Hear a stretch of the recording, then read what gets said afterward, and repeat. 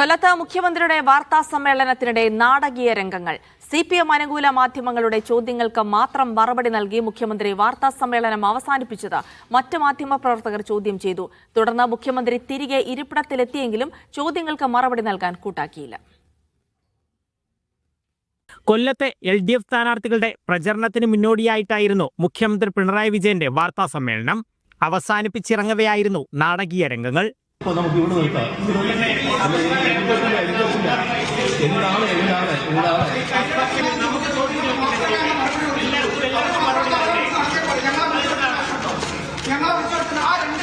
മുപ്പത്തൊന്ന് മിനിറ്റ് എഴുതി തയ്യാറാക്കിയ കാര്യങ്ങൾ പറഞ്ഞു.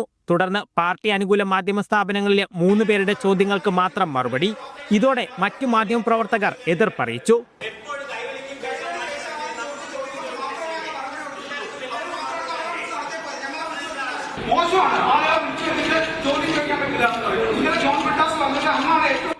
തിരികെ നടന്ന മുഖ്യമന്ത്രി മടങ്ങിയെത്തി.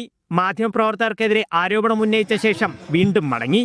ചോദ്യം ചോദിക്കണം, ചോദ്യം മനസ്സിലുണ്ടായാൽ പോരാ. ഇവിടെ ചില ഉദ്ദേശങ്ങളുണ്ട്. ആ ഉദ്ദേശമാണ് ഇപ്പോൾ പ്രധാനം. ഇതേതെങ്കിലും വാർത്താ സമ്മേളനത്തിൽ കാണുന്ന കാര്യമാണോ? ചോദ്യങ്ങൾക്ക് മറുപടി തരാതെ വീണ്ടും മടങ്ങിയപ്പോഴും പ്രതിഷേധമുയർന്നു.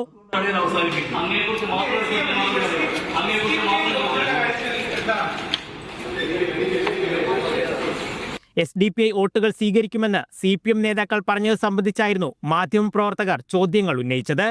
കൊല്ലത്ത് നിന്ന് ലിജോ റോളൻസ്, മീഡിയ 1.